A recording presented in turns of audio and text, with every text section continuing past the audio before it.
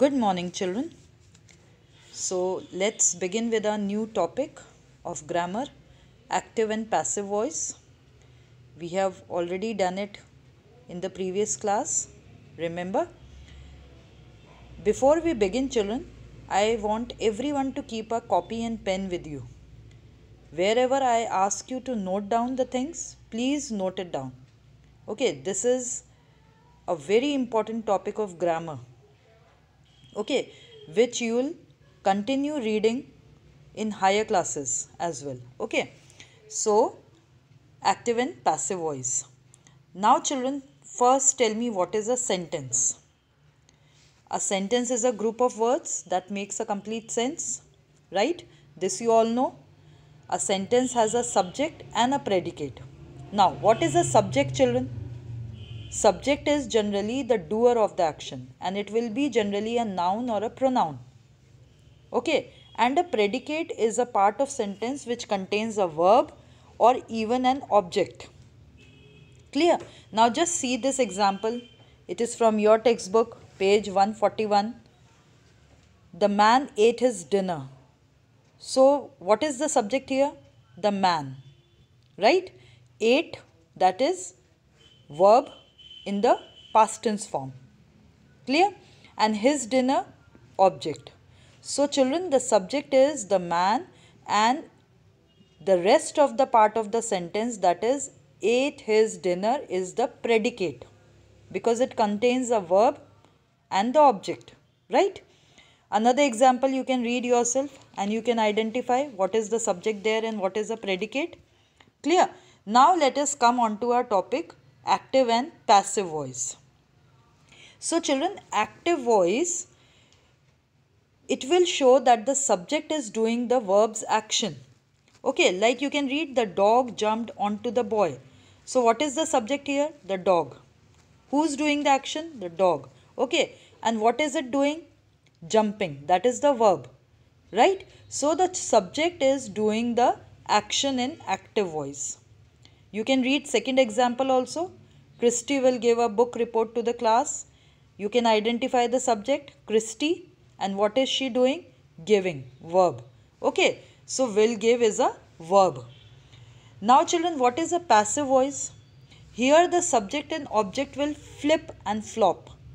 Okay, the subject will become the recipient of the action in the passive voice because the subject is being acted upon now. Okay, that is why we call it as passive voice. Now I'll show you one example. Okay, just see this one. Ram killed Ravan. Okay, so what is the object here? Ravan. So Ravan will become the subject now. Flip flop I said.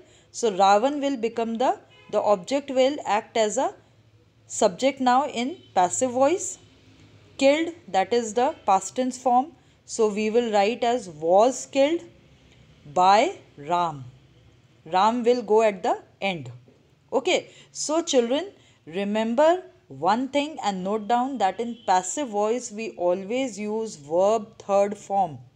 Okay, and the use of by is very common in passive voice.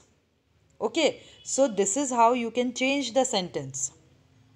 Clear? Now just see your textbook. Okay, you can see let's learn box. In the textbook you can see we can turn active voice into passive by taking the object. Whatever is the object in active voice, you will make it the subject in passive voice. Like Columbus discovered America. So America is an object there.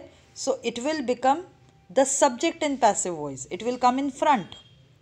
Discovered, simple past tense. So we will change it and write it was discovered by Columbus. Columbus, the subject will go at the end in passive.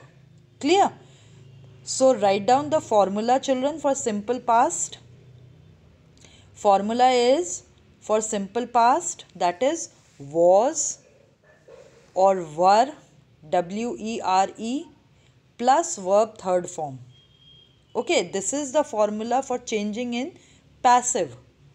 Okay, so as we saw just now, discovered, Columbus discovered America, so America was discovered.